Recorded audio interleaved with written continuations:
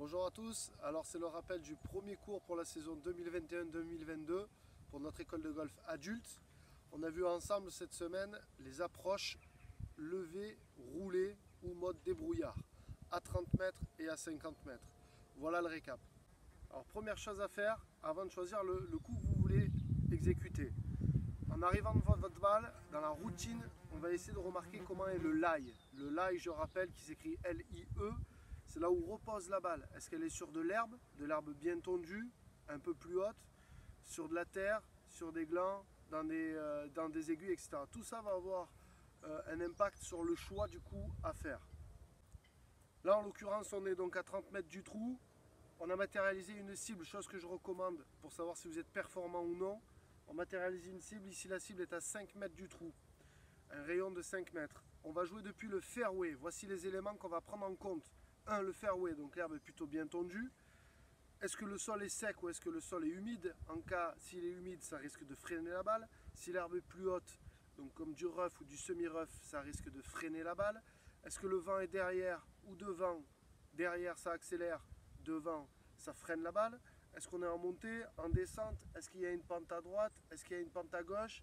Est-ce qu'il y a un obstacle devant nous? Etc. Voici les éléments à prendre en compte avant de choisir votre coup. On part sur du basique, un coup très facile. On est sur le fairway, il n'y a rien devant nous, on est à 30 mètres.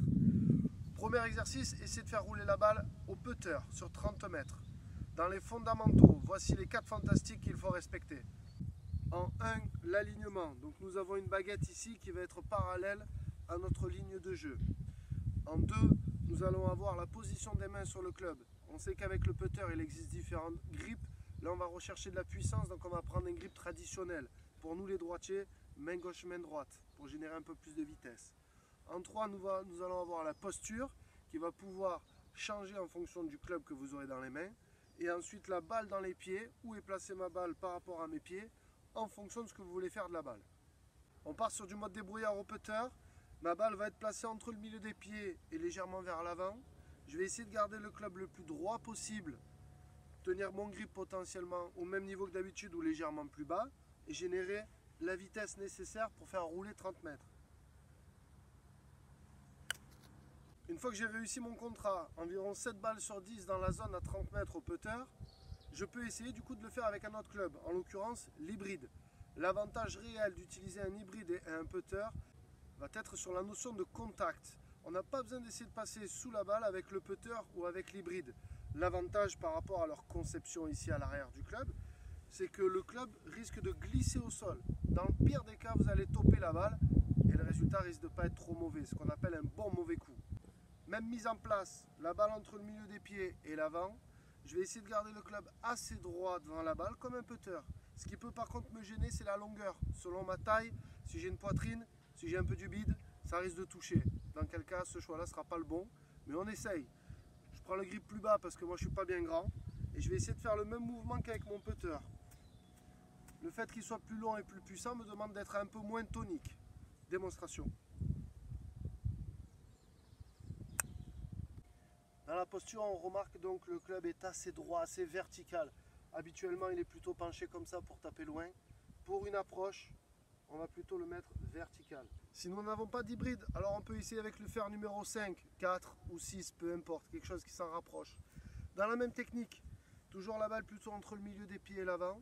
Le club toujours assez centré et assez droit, ce qui va éviter de rentrer dans le sol, mais plutôt glisser dans l'herbe.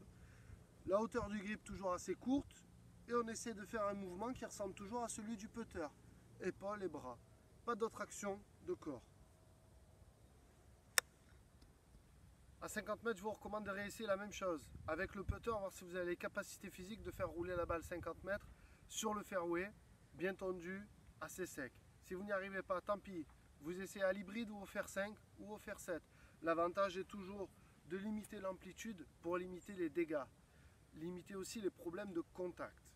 On va maintenant essayer de le faire en imaginant de l'eau, du sable devant nous. On va le faire soit en mode approche roulée, soit en mode approche levée. Voici les 3 points à respecter. On va commencer par l'approche roulée. Lorsque vous me voyez positionner de cette manière devant la balle, c'est que j'ai l'envie de faire un coup roulé. Le mouvement restera le même. Mais la balle étant positionnée plutôt vers le pied arrière, le grip positionné vers ma poche avant.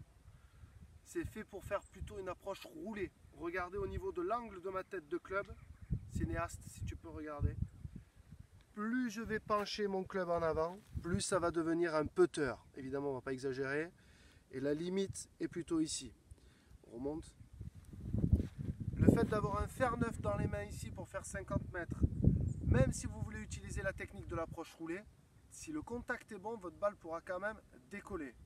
Environ, on n'est pas au centimètre près, mais à hauteur d'épaule. À 50 mètres, si votre balle décolle à hauteur d'épaule, c'est bon.